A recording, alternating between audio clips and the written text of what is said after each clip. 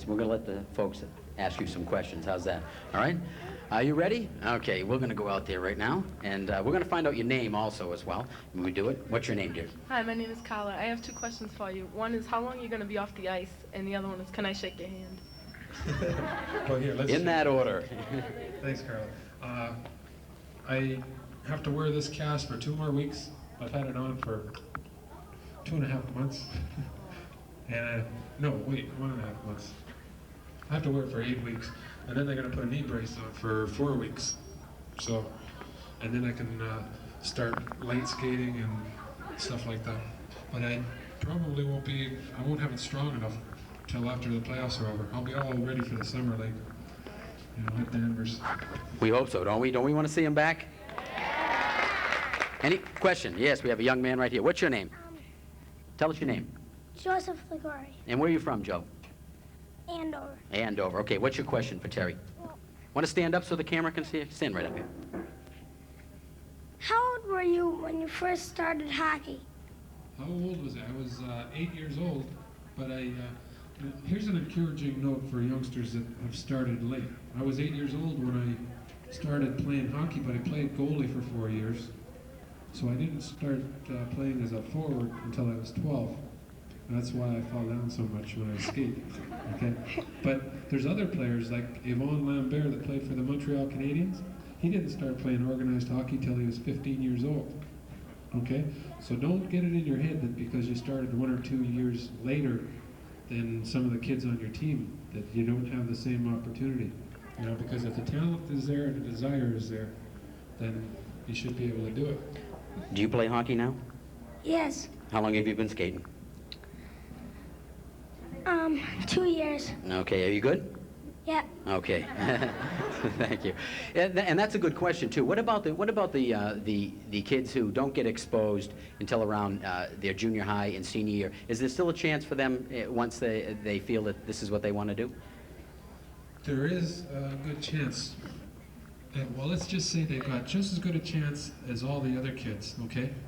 But then you have to take in, now this is a negative note, you have to take into the consideration all the kids, and there's probably more kids in Canada. Every little kid in Canada at some point or another dreams of playing in the National Hockey League. And you take the percentage of kids that actually make it, and it's a drop in the bucket. So if you are playing hockey, and if you do want to play hockey, you have to make sure that you have something else to fall back on. And it sounds corny, but you have to make sure that you're going to school. When I was playing amateur hockey in Canada, there was 2 of us. There was myself and one other guy. We were commuting into Toronto to go to the university. 17 other kids had dropped out of school, and they were working part-time cleaning telephone booths and doing odd jobs. And playing hockey for $40 a week.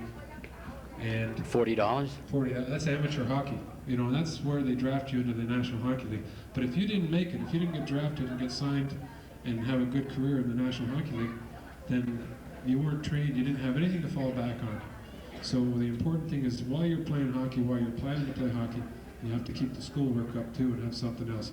Because professional sports, it's a good career, but only 1 in 1,000 make it, and it's only for the average career length in the National Hockey League is 6 years.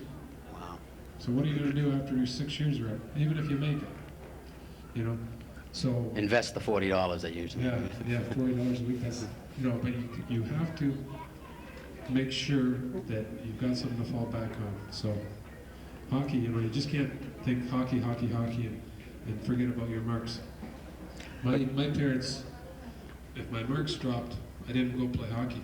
That was the way it was. That's what they said to you if your marks were no good? Yeah. Bring a report card home. I tell you, I was worried every time I brought it home. If it wasn't up the park, no more hockey. You guys that play hockey out here, do you get the same treatment? John, how's your marks? Pretty good? Yeah. You could live on $40 a week, couldn't you? Sure, John says yeah. What's your name? John Cale. And where are you from, John? Salem. Okay, what's your question? Terry, what was your most memorable moment with the Bruins? Well, I've thought about it. I've had a hard time picking them out. The big one hasn't come yet, Stanley Cup, I'm waiting for that. But the first time was just stepping on the ice, making the team. Like you can imagine, if you turn 19 years old and somebody said, you're good enough, you're going to play for this team.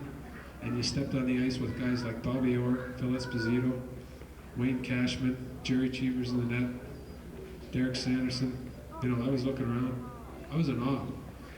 I was catching flies out there. It must have been intimidating at that point for a lot of people who were coming up in the ranks, too.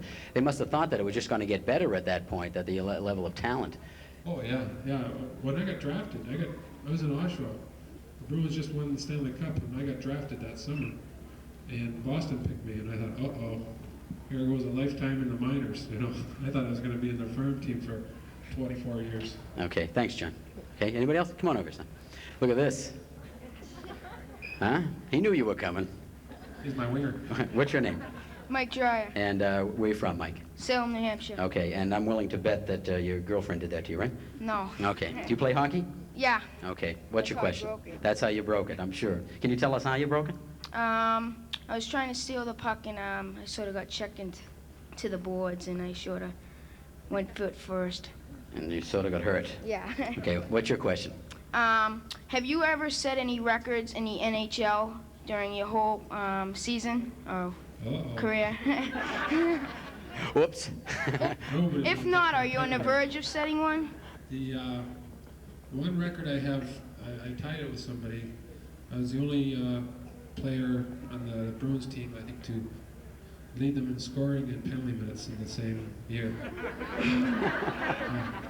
I tied that with some other ill-tempered hockey player. Thanks, John. Back in the 40s. Okay, any other questions? Come on over here, dear. She wears a Patriot shirt to this show. What's your name? Susan Dumont, And where are you from, Susan? Salem. Okay, what's your question? Do you get nervous when you're out on the ice in front of all those people? No, not on the ice. Here, yes, but no. On the ice, you don't even think about the people. There's something about the glass, the boards and the glass. They're just sort of separate and away from once the game starts. Before the game starts, like in the warm-up, Yeah. I skate around and throw pucks to the kids and stuff like that.